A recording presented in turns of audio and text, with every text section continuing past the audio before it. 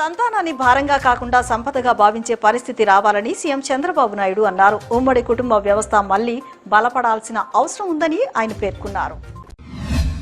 ప్రతి చిన్నారి ఆరోగ్యమే రాష్ట్ర భవిష్యత్తుకు బలమైన పునాదని రాష్ట్ర బీసీ సంక్షేమ శాఖ మంత్రి సవిత తెలిపారు.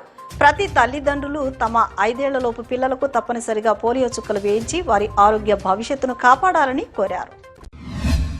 దేశాన్ని పోలియో రహితంగా తీర్చిదిద్దడంలో సాధించిన విజయాన్ని శాశ్వతంగా కొనసాగించేందుకు ప్రతి తల్లిదండ్రులు తమ 5 ఏళ్లలోపు చిన్నారులకు తప్పనిసరిగా పోలియో చుక్కలు వేయించాలని జిల్లా collector doctor G Lakshmi Shah పిలుపునిచ్చారు.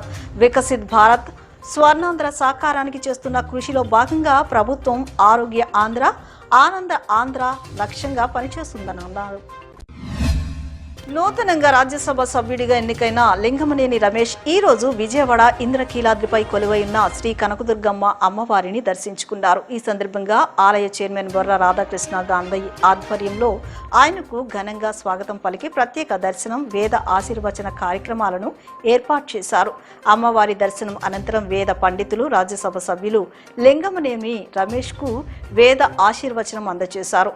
అమ్మవారి తీర్థ ప్రసాదాలు, శేష వస్త్రంతో ఆయన్ను సత్కరించారు. ప్రధాని మోదీ ఆధ్వర్యంలో దేశం అభివృద్ధి పదంలో ముందుకు వెళుతోందని, గత 12 ఏళ్లలో దేశ ఆర్థిక వ్యవస్థ ఎంతో మెరుగుపడిందని ఎమ్మెల్యే సుజనా చౌదరి కొనియాడారు. యువత ఉద్యోగాల కోసం ఎదురు చూడకుండా ఉద్యోగాలు ఇచ్చే స్థాయికి ఎదగాలని, ఇందుకోసం ఎంఎస్ఎంఈలను ఉపయోగించుకుని పారిశ్రామికవేత్తలుగా మారాలని సూచించారు. వచ్చే ఎన్నికల్లో కూటమి ఏకగ్రీవంగా గెలిచేలా అందరూ కలిసికట్టుగా పనిచేయాలని పిలుపునిచ్చారు. భారత ఆర్థిక సంస్కరణలకు ఆద్యుడు మాజీ ప్రధాని పివి నరసింహారావు అని సెంట్రల్ ఎమ్మెల్యే బోండా ఉమామహేశ్వరరావు అన్నారు. పివి సేవలు దేశానికి చిరస్మరణీయమని కొనియాడారు. ఆయన ఆశయాలను భావి తరాలకు చేరువ చేయడం ప్రతి ఒక్కరి బాధ్యతని పేర్కొన్నారు.